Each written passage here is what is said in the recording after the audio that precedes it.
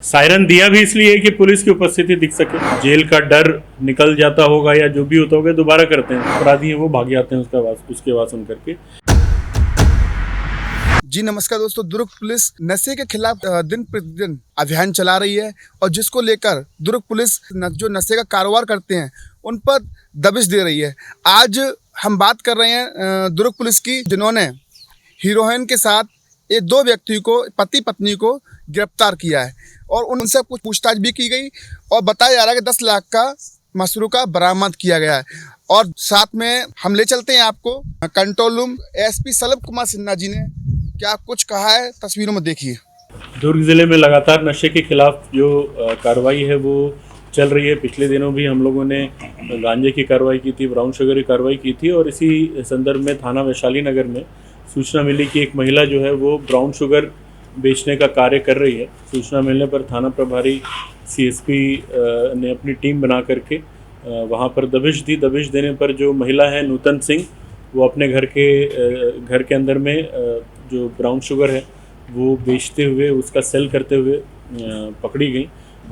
उनसे आगे पूछताछ करने पर उन्होंने बताया कि उसका जो पति है दलबीर सिंह, जो पंजाब का निवासी है, वो पंजाब से लगातार आना जाना करता है और ब्राउन शुगर का जो खेप है वही लेकर आता है। सूचना मिलने पर तत्काल उसके पति को भी गिरफ्तार किया गया और पति को गिरफ्तार करने के बाद जब टोटल जो ब्राउन शुगर की क्वांटिटी है वो तौला गया तो लगभग 147 ग्राम ब्राउन शुगर हमको बरामद हुआ है।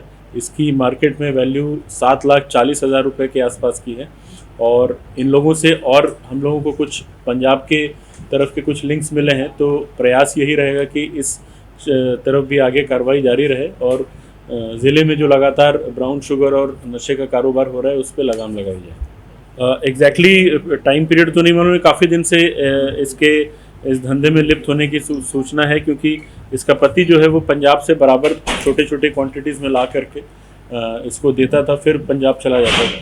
तो लगभग अब टाइम पीरियड तो मुझे एग्जैक्टली पता नहीं है कब से कर रही है, काफ़ी पहले से लिंक कर रही है। 6 महीने से, लगभग 6 महीने से ये धंधा कर रही थी। सर लगभग 6 महीने से ये महिला कर रही है। कैंप में एक महिला गांजे की तस्वीर कर रही थी। मतलब ये लोग अपना पेशेवर है और एक आइडेंटिफाई लोग हैं, मतलब यही लोग करते हैं।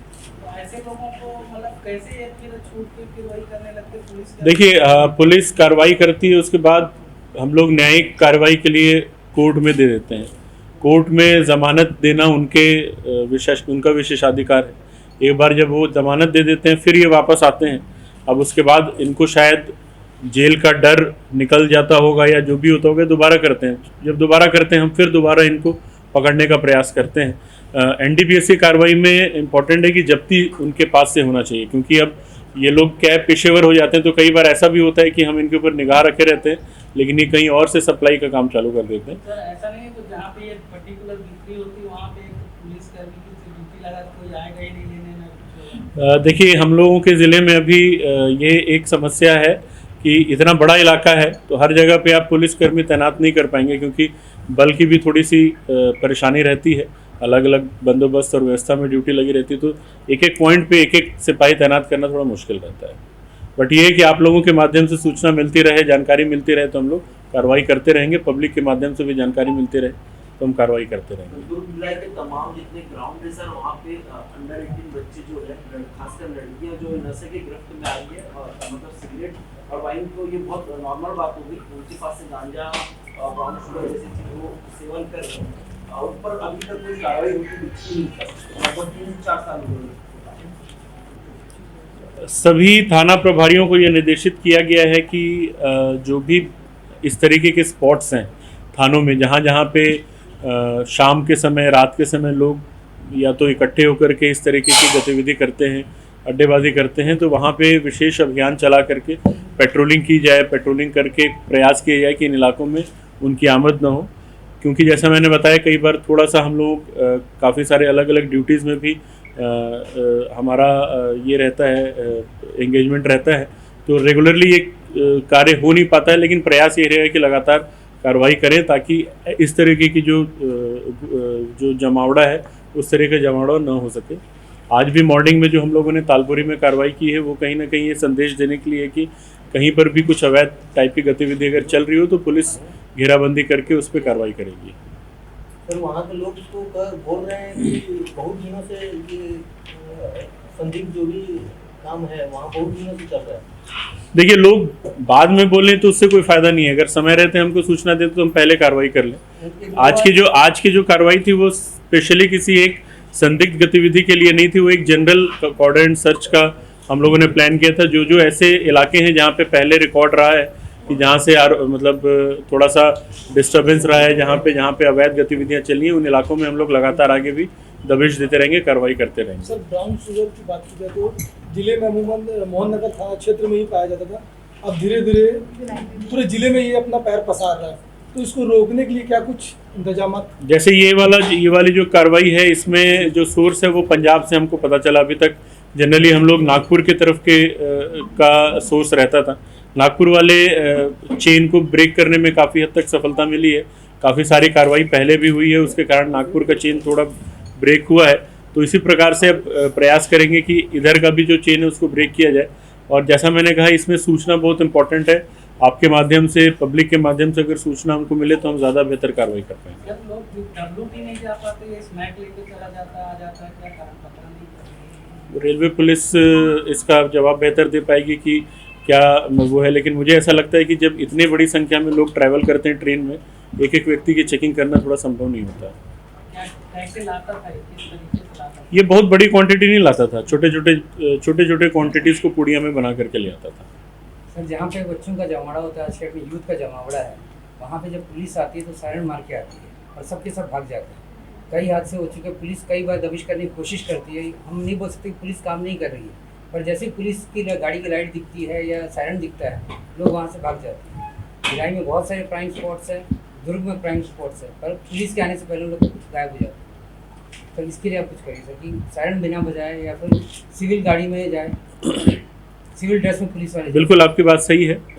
कई बार सायरन दिया भी इसलिए कि पुलिस की उपस्थिति दिख सके, मतलब एक तरीके से वो लोगों को आगाह करती है कि भाई पुलिस यहाँ घूम रही है। कई बार उसका नेगेटिव इम्पैक्ट हो जाता है कि जो अपराधी हैं वो भाग जाते हैं उसके आवाज़ सुन करके।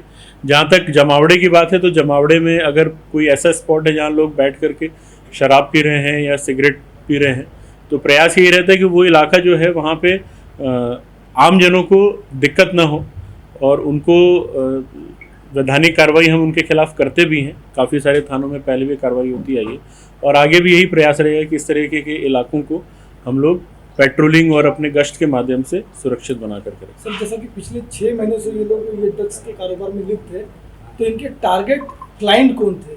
युवा थे, महिलाएं थी या कौन थे? जनरली जो ट्रेंड अभी देखा जा रहा है, थोड़ा युवाओं में इस चीज़ की खपत हो रही है, तो इनके भी जो मेजर जो क्लाइंट्स थे वो युवा वर्ग से ही बिलोंग करते हैं। वैसे तो अदरवाइज और भी क्लाइंट्स हो सकते हैं, लेकिन मेजॉरिटी अगर देखा जाए तो युवा वर्ग ही। सर ये कॉलेज वाले स्टूडेंट को भी बोलते हैं, कॉलेज स्टूडेंट्स को भी सप्लाई करते हैं सर ये ट्रैफिकिंग। एक एक करके एक एक क्लाइंट के बारे में इन्होंने हमको मतलब स्पेसिफिक जानकारी इनको भी नहीं है कि कौन कौन क्लाइंट्स हैं। जो जानता है कि ये इस तरीके का काम करते हैं तो वो अपने से आकर के लेकर जाते हैं। एक एक की प्रोफाइलिंग नहीं कर पाई, लेकिन युवा वर्ग के लोग ज़्यादा शामिल थे, तो संभावना है कि शैक्षणिक संस्थानों के भी लोग हो सकते हैं। क्लाइंट पहचानते कैसे थे लोग? जनरली तो किसी को देते नहीं होंगे, मैं चला जाऊँ मुझे नहीं दे देंगे ऐसा वाला, तो कोड वर्ड कुछ ऐसा रहता होगा। उस तक में क्या कुछ बताया सर? नहीं, ऐसे कोई जानकारी नहीं, हम लोगों ने प्रयास नहीं किया अपने से लेने का। सर इनके पीछे किसी और का हाथ हो सकता है क्या? किनके कोई पीछे? सिंडिकेट या माफिया जैसे वो पूछना चाह रहे हैं। तस्करी कर रहे हैं। हाँ, मैंने बताया आपको, जो हस्बैंड है वो पंजाब से लेकर आता था, वो खुद ही जाता था पंजाब लेने और वहीं से लेकर के आता था। एक गुड़िया का क्या रेट है जिसके यार जानकारी मिला, गुड़िया का क्या रेट है? अलग अलग है, ये ऐसा कुछ फिक्स रेट नहीं है इनका, लाते से और अपने कस्टमर देकर। जैसे 147 ग्राम का कीमत लगभग मार्केट में हम लोग 7,40,000 आंक रहे हैं अभी, तो उस हिसाब से आप एक पुड़िया में अगर 1 ग्राम है तो आप समझ लो कि कितना मैच करना पड़ेगा। 100 रुपये 250 रुपये आसपास देते हैं। एक केस में कितना लाता था महीने में? अलग अलग, ऐसे कोई फिक्स नहीं था कि इतना ही लाना है, वो अलग अलग टाइप के ये लाता था, सप्लाई करता था, कुछ दिन रहता था फिर चला जाता। कोई फिक्स पैटर्न नहीं था कि इतने दिन में आएगा और इतना ही क्वांटिटी लेकर आएगा, जितना ये क्या आगे जो इनके जो पीछे जो चेन जुड़ी है वहाँ तक जाने की बिल्कुल, मैंने आपको पहले ही बताया कि इनसे जो भी जानकारी मिली है उस पर भी हम लोग काम कर रहे हैं और कोशिश करेंगे कि इस चेन को भी ब्रेक किया जाए।